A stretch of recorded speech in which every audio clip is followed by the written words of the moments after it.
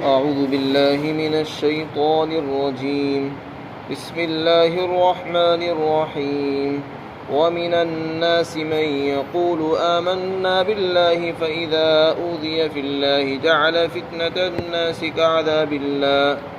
ولئن جاء نصر من ربك ليقولن إنا كنا معكم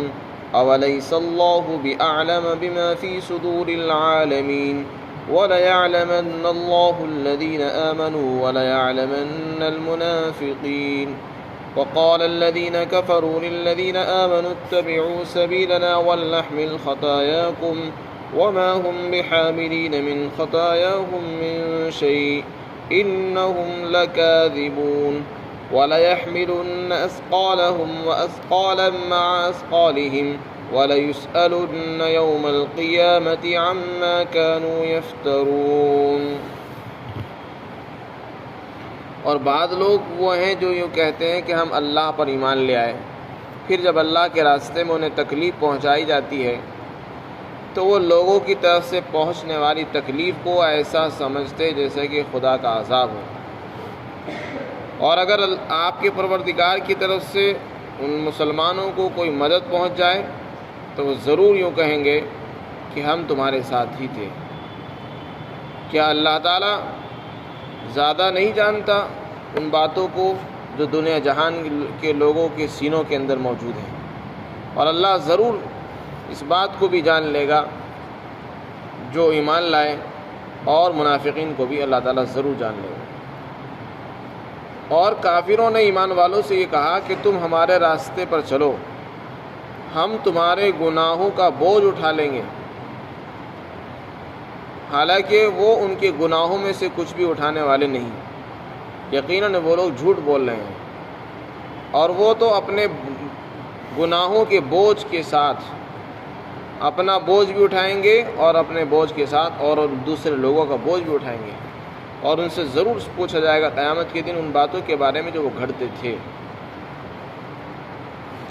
یہاں پر اللہ تعالیٰ نے کچھ منافق اور ضعیف مسلمانوں کا ذکر فرمایا۔ بعض لوگ وہ تھے جو ضعیف تھے، ایمان کے اعتبار سے بہت کمزور تھے، اسلام لے آئے، ایمان قبول کر لیا، لیکن پختہ نہیں تھے، کمزور تھے، دنیا دار تھے۔ آخرت پر جس کا یقین ہوتا ہے اور جس کو آخرت کی ضرورت کا احساس ہوتا ہے کہ آخرت میں ایمان ہی کام آئے گا، وہ کبھی بھی منافقت سے کام نہیں لے گا، نہ نفاق اختیار کرتا ہے، اور نہ ہی وہ ذرا سے معمولی لالچ میں آ کر ایمان کو چھوڑتا ہے۔ تو جو لوگ کمزور لوگ ہوتے ہیں وہ ذرا سے لالچ میں ایمان کو چھوڑ بیٹھتے ہیں اور اس کو چھپاتے رہتے ہیں۔ مسلمانوں سے ملتے تو یہ کہتے ہیں ہم مسلمان ہیں، کافروں سے ملیں گے تو کہیں گے نہیں ہم تمہارے ساتھ ہی ہیں۔ تو وہ دو رخے بن جاتے ہیں، انہیں کو منافق کہتے ہیں۔ تو کچھ لوگ ایسے تھے جو زبان سے تو یہ کہتے تھے کہ ہم مسلمان ہیں، ہم ایمان لے آئے، پھر جب اللہ کے راستے میں انہیں کوئی تکلیف پہنچ جاتی تھی، کوئی زخم پہنچ گیا، کوئی نقصان ہو گیا، اور کافروں سے ملتے تو تکلیف پہنچنے کے بعد اس تکلیف کو ایسا سمجھتے تھے جیسے خدا کا بہت بڑا عذاب پہنچ گیا ان کو، یعنی آخرت میں جو اللہ کا عذاب پہنچنے والا ہے اس عذاب کی طرح اس تکلیف کو اور زخموں کو سمجھتے تھے، بہت بڑا تصور کرتے تھے، اور جب ان کے پاس جاتے کافروں سے کہتے تھے کہ ہم تمہارے ساتھ ہیں، تکلیف پہنچنے کی وجہ سے ان کے ساتھ لگ جاتے تھے، ان کی موافقت اختیار کرنے لگتے تھے۔ اور اگر آپ کے پروردگار کی طرف سے کوئی مدد آتی، مثلا جنگ کے اندر مسلمانوں کو مال غنیمت مل گیا، فتح ہو جاتی تھی، تو پھر مسلمانوں سے کہتے ہم تمہارے ہی ساتھ تھے، ہم ان کے ساتھ نہیں، ہم تمہارے ہی ساتھ ہیں، لہذا تمہیں جو مال ملا ہے اس میں ہمارا بھی حصہ ہو۔ اسی کو نفاق کہتے ہیں۔ اس آیت شریفہ کے متعلق لکھا ہے کہ یہ بعض کمزور لوگوں کے بارے میں نازل ہوئی جنہوں نے اپنے اسلام کا دعویٰ کیا، جب انہیں تکلیفیں پہنچی تو وہ اسلام چھوڑ بیٹھے اور کافروں کے ساتھ لگ گئے، ان کی موافقت کرنے لگے، اور جب مسلمانوں کو فتح ہوتی تھی تو مسلمانوں سے کہتے تھے ہم تو تمہارے ساتھ ہیں، تاکہ ہم دنیاوی مال و متاع ان کو بھی حاصل ہو جائے۔ تو دونوں طرف سے وہ نعمتیں حاصل کرنا چاہتے تھے۔ ایسے لوگوں متعلق فرمایا کہ کیا اللہ کو معلوم نہیں دنیا جہان کے لوگوں کے سینوں میں کیا کیا چیزیں چھپی ہوئی ہیں، فرمایا اللہ تعالیٰ خوب جانتا ہے۔ دنیا جہان کے جتنے بھی لوگ ہیں ان کے سینوں میں ایمان ہے یا کفر ہے، اس کو اللہ ہر اچھی طرح جانتا ہے۔ کوئی آدمی دوسرے کو دھوکہ دے سکتا ہے، ماں باپ کو دھوکہ دے سکتا ہے، ایک انسان دوسرے انسان کو دھوکہ دے سکتا ہے، بیوقوف بنا سکتا ہے کہ میں مسلمان ہوں حالانکہ وہ کافر ہے۔ تو دھوکہ دینے سے کوئی آدمی یہ نہ سمجھے کہ میں نے ہوشیاری کا کام کیا، میں بہت بڑا ہوشیار سمجھدار انسان ہوں، نہیں، بلکہ وہ اپنے ذات کو ہی دھوکہ دے رہا ہے۔ کوئی آدمی اگر ہوشیاری دکھا کر یہ کہے کہ میں مسلمان ہو گیا ہوں حالانکہ وہ مسلمان نہیں ہے، وہ اپنے آپ کو دھوکہ دے رہا ہے، اس لیے کہ آج وہ ہوشیاری دکھا کر دوسروں کا بیوقوف بنا رہا ہے۔ جب قیامت آئے گی اس دن اس کی نجات نہیں ہوگی اور اس کو ہمیشہ کے لیے جہنم میں جانا پڑے گا۔ تو اس دن ہوشیاری ساری رکھی رہ جاتی ہے۔ اس لیے فرمایا کہ اللہ تعالیٰ کو خوب معلوم ہے، اس لیے کوئی بھی آدمی ہوشیاری سے کام نہ لے، نفاق کو ہوشیاری نہ سمجھے، بلکہ یہ بے وقوفی ہے اور اپنا ہی نقصان کرنا ہے، کوئی کسی کا نقصان نہیں کرتا۔ پھر آگے فرمایا اللہ تعالیٰ کو معلوم ہو جائے گا، ضرور اللہ جان لیں گے ایمان والوں کو بھی اور منافقین کو بھی، مسلمان کون تھے اور کافر کون تھے، کس کے دل میں ایمان تھا، کس کے دل میں نفاق تھا، اس کا علم اللہ کو پہلے سے بھی ہے اور اللہ تعالیٰ اور اچھی طرح جان لیں گے۔ دنیا والوں کی نگاہوں میں بھی آ جائے گا اور لوگوں کو پتہ چل جائے گا کہ یہ منافق تھا اور یہ مسلمان تھا۔ تو یہ مسلمانوں کو بھی اس میں ہدایت ہے کہ اگر کوئی آدمی ایمان لایا ہے تو ایمان اس کا اخلاص کے ساتھ ہونا چاہیے، اس میں نفاق نہ ہو۔ اللہ کو ایسا ایمان معتبر نہیں جس میں نفاق شامل ہو۔ پھر آگے کافروں کا مقولہ نقل کیا اور ان کی خواہش نقل فرمائی کہ کافروں کی خواہش یہ ہوتی ہے کہ مسلمانوں کو بھی کافر بنا دیں، جیسے کہ ہر زمانے میں رہی ہے۔ قرآن کریم میں بھی ان کی خواہش کا اظہار کیا، وَلَن تَرْضَىٰ عَنْكَ الْيَهُودُ وَلَا النَّصَارَىٰ حَتَّىٰ تَتَّبِعَ مِلَّتَهُمْ، فرمایا یہودی ہوں یا عیسائی ہوں، یہ تم سے خوش نہیں ہو سکتے کبھی بھی جب تک کہ تم ان کے دین پر چلنے والے نہ بن جاؤ۔ جس دن تم کہہ دو کہ ہم تو تمہارے ساتھ ہیں، تمہارے دین پر چلنے کے لیے ہم تیار ہو گئے، ہم نے اسلام چھوڑ دیا ہے، اس دن وہ تم سے خوش ہو جائیں گے، تم کو گلے لگائیں گے اور تم کو اپنا سمجھیں گے۔ اس سے پہلے اگر وہ تمہارے سے محبت سے میٹھے بن کر پیش آ رہے ہیں، وہ تمہارے اپنے نہیں ہیں، وہ تمہارے دشمن ہیں، وہ تم سے خوش نہیں ہیں،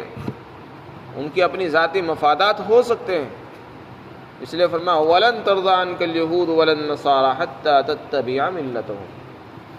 اور اسی طرح قرآن کریم میں کئی جگہ اللہ نے فرمایا وَدُّوا لَوْ تَكْفُرُونَ كَمَا كَفَرُوا فَتَكُونُونَ سَوَاءً، وہ تو چاہتے ہی ہیں کہ کاش تم بھی ان کی طرح کافر بن جاتے جیسے کہ وہ خود کافر ہیں۔ یہ دلی خواہش ہے سب کی، غیر مسلم کوئی بھی ہو، چاہے وہ یہودی ہو، عیسائی ہو، ہنود ہو، سب کی دلی خواہش یہ ہے کہ مسلمان بھی دین کو چھوڑ کر ہمارے جیسے بن جائے۔ یہاں بھی اللہ تعالیٰ نے ان کی خواہش کا اظہار کیا، ذکر کیا کہ کافروں نے کچھ ایمان والوں سے کہا، جو مسلمان تھے اس زمانے کے مسلمانوں سے کہا کہ تم کیا چکر میں پڑے ہوئے ہو، اور تم نے کہا کہ ہم محمد صلی اللہ علیہ وسلم پر ایمان لے آئے ہیں اور ہمیں خطرہ یہ ہے کہ ہم اگر دین اور ایمان کو چھوڑ دیں گے تو قیامت کے دن مرنے کے بعد ہمیں عذاب میں جانا پڑے گا اور آگ میں جلنا پڑے گا اور ہمیشہ کی تکلیف ہوگی۔ یہ کیا باتیں تم کرتے ہو؟ ٹھیک ہے تم ایمان لے آئے ہو ان پر اور تمہیں خطرہ یہ ہے کہ ہمیں آگ میں جلنا پڑے گا اور عذاب ہوگا ہی نہیں ہوگا۔ انہوں نے کہا کہ تم ہمارے راستے پر چلو اور جہاں تک عذاب کی بات ہے، تکلیف کی بات ہے، اسے ہم جھیل لیں گے، وہ عذاب ہم خود اٹھا لیں گے، بس تم اپنا دین تو چھوڑ دو، ایک مرتبہ اپنا دین چھوڑ کے ہماری طرف آ جاؤ، اور جو عذاب کی بات ہے ہم دیکھ لیں گے اس کو، وہ عذاب ہم خود جھیلیں گے، ہم اپنے اوپر لے لیں گے اس کو، تم ٹینشن نہ لو۔ اس طریقے سے ان کو ترغیب دی جا رہی، گویا کہ غیر مسلم بنانے کی، اسلام چھوڑنے کی ترغیب اسی طرح دی جاتی کہ انسان کو لالچ دیا جاتا ہے، بغیر لالچ کے کوئی بھی نہیں آتا۔ تو انہوں نے بھی لالچ دیا ایمان والوں کو کہ تمہیں جو ڈر لگا ہوا ہے کہ ہم نے اسلام چھوڑ دیا تو پھر ہمیں عذاب ہوگا، آگ میں جلنا پڑے گا، اگر ایسا اولاً تو ایسا ہونے کا نہیں، کیونکہ ان کا یقین خود نہیں تھا کہ قیامت کبھی آئے گی، اور اگر اتفاق سے ہو بھی گیا تو وہ عذاب ہم خود بھگتیں گے، اور تمہارا عذاب ہم اپنے سر پر لے لیں گے، تم بے فکر ہو جانا۔ اللہ تعالیٰ نے فرمایا یہ جو کچھ کہہ رہے ہیں یہ جھوٹ ہے، اور یہ جو وعدہ کر رہے ہیں یہ بھی جھوٹا وعدہ ہے، اور یہ جو کہہ رہے ہیں کہ ہم دوسرے کا عذاب اپنے سر پر لے لیں گے یہ بھی جھوٹ ہے، ایسا ہو ہی نہیں سکتا۔ فرمایا اللہ کا قانون تو یہ ہے جو گناہ کرتا ہے، غلطی کرتا ہے، غلطی کی سزا اسی کو ملتی، دوسرے کو نہیں ملا کرتی۔ غلطی اگر تم نے کی ہے، دین تم نے چھوڑا ہے، انہوں نے نہیں چھوڑا ہے، لہذا غلطی کی سزا تم ہی کو ملے گی، ان کو نہیں ملے گی۔ ایک بات تو یہ ہے۔ دوسری بات یہ ہے کہ ایک کے بدلے میں دوسرے کو سزا اللہ کی مرضی کے بغیر کیسے ہو سکتی ہے، جب تک کہ اللہ راضی نہ ہو، اور جس کو سزا ملنی تھی جب تک کہ وہ خود نہ کہے اس وقت تک کیسے دوسرے کو دی جا سکتی ہے؟ تو اللہ کے قانون سے ہٹ کر یہ بات انہوں نے کہی۔ فرمایا وما هم بحاملین من خطایا من شیء، وہ ان کی غلطیوں کے عذاب میں سے کسی بھی عذاب کا بوجھ اٹھانے والے نہیں ہیں وہ، بلکہ وہ جھوٹ بول رہے ہیں۔ اور رہا معاملہ اٹھانے کی بات کر رہے ہو، اس دن تو لوگوں کو ہوش بھی نہیں ہوگا، اس دن باپ بیٹے سے دور بھاگے گا، میاں بیوی سے دور بھاگیں گے۔ یوم یفر المرء من اخیہ وامہ وابیہ، انسان اپنے بھائی سے، اپنی ماں سے، اپنے بیٹی سے، اپنی بیوی سے دور بھاگنا چاہے گا، کسی کو ایک دوسرے کی تو ہوش تو ہوگی نہیں، اور تم کہہ رہے کہ ہم دوسرے کا عذاب لے لیں گے اپنے سر پر۔ وہاں تو ہر آدمی یہ سوچے گا کوئی مطالبہ نہ کر لے کوئی، اس لیے فرمایا، پھر آگے فرمایا وما هم بحاملین ولا يحملن، یہ جو بات کر رہے ہیں دوسروں کا بوجھ اٹھانے کی، فرمایا یہ جو کر رہے ہیں یہ اپنے گناہوں کا بوجھ تو اٹھائیں گے ہی، اپنے گناہوں کے ساتھ ساتھ دوسرے گناہوں کا بوجھ بھی اٹھائیں گے۔ اس کا کیا مطلب ہے؟ جن مسلمانوں کو انہوں نے گمراہ کرنے کی کوشش کی، اگر وہ گمراہ ہو گئے تو ان کے گناہوں کا بوجھ ان کے اوپر تو ہوگا ہی، اور انہوں نے چونکہ ان کو گمراہی پر لگایا تھا تو ان کو اس کا گناہوں کا بوجھ اٹھانا پڑے گا۔ تو ان کا ایک اپنا گناہ تو الگ ہے ہی، یہ خود گمراہ تھے، دوسرا گناہ ان کا یہ ہے کہ انہوں نے ان کو بھی گمراہ کیا، تو ان کو ڈبل بوجھ اٹھانا پڑے گا۔ لیکن اس کا مطلب نہیں کہ مسلمانوں کو بوجھ اٹھانا نہیں پڑے گا۔ اور یہ حدیث پاک کے اندر آتا ہے کہ جس آدمی نے کسی کو ہدایت دی، سیدھے راستے پر لگایا اور پھر وہ اس پر چلنے لگا، تو اس انسان کو اس کا اپنے عمل کا ثواب بھی ملے گا، اور جو آدمی اس راستے پر چلتا رہے گا اس کے عمل کا ثواب بھی اس کو ملتا رہے گا، اور اس کے عمل میں سے کچھ بھی کم نہیں کیا جائے گا۔ مثلا کسی آدمی نے کوئی نیک عمل شروع کر دیا، کوئی اچھا کام شروع کیا، دین کا کوئی کام شروع کیا ہے، اب اس دین کے کام پر بہت سارے لوگ لگ گئے، کرنے لگے، تو جس آدمی نے اس کی شروعات کی تھی اس کو اپنے عمل کا ثواب تو ملے گا ہی، اور قیامت تک جتنے لوگ اس عمل کو کرتے رہیں گے ان سب کے عمل کا ثواب اس کے کھاتے میں بھی جاتا رہے گا، اور ان کے عمل میں سے کمی نہیں ہونے کی، ان کو بھی اپنے عمل کا ثواب ملے گا، اور اس کے عمل کے برابر اس کو بھی ملے گا۔ اسی طرح اللہ کا قانون یہ ہے کہ جس آدمی نے کوئی برائی شروع کی، گناہوں کا کوئی اڈا کھول دیا، مثلا شراب کھانا کھول دیا، سینے میں گل کھول دیا، تو اسے اس گناہ کے کام کرنے کا گناہ بھی ملے گا، اور جتنے لوگ اس گناہ کے کام کو کرتے رہیں گے ان کے گناہوں کا بوجھ بھی اس کے اوپر آئے گا، اور ان کے گناہوں میں سے کچھ بھی کمی نہیں ہوگی۔ تو یہ اللہ کا قانون ہے۔ اسی کو فرمایا کہ یہ اپنے گناہوں کا بوجھ تو اٹھائیں گے ہی ضرور، اپنے گناہوں کے ساتھ ساتھ دوسرے کے گناہوں کا بوجھ بھی اٹھائیں گے، اور پھر ان سے قیامت کے دن پوچھ ہوگی کہ تم نے لوگوں سے جو جھوٹے وعدے کیے تھے کس بنیاد پر کیے تھے، تمہارے پاس کیا دلیل تھی کہ ہم تمہارے گناہوں کو بوجھ اٹھا لیں گے۔ اس لیے مسلمانوں کو سمجھایا جا رہا ہے کہ اس دنیا کے اندر انسانوں کو لالچ دیا جائے گا، ایمان چھوڑنے کے لیے مال کا لالچ دیا جائے گا، اور بلکہ قیامت کے دن ہونے والے عذاب کے اٹھانے کا بھی لالچ دیا جائے گا کہ ہم تمہارے گناہوں کو بوجھ اٹھا لیں گے، حالانکہ ایسا ہونے والا نہیں ہے۔ تو اس لیے انسان کو لالچ میں نہیں آنا چاہیے، ایمان کو اختیار کرنا چاہیے، اور ایمان کو ہرگز ہاتھ سے نہیں جانے دینا چاہیے۔ ایمان بڑی دولت ہے، بغیر ایمان کے نہ آخرت میں نجات ہے نہ دنیا میں سکون ہے۔ اللہ تعالیٰ نے دونوں جہان کی کامیابی ایمان پر ہی رکھی ہے، اس لیے اللہ تعالیٰ نے کھول کھول کو بیان فرمایا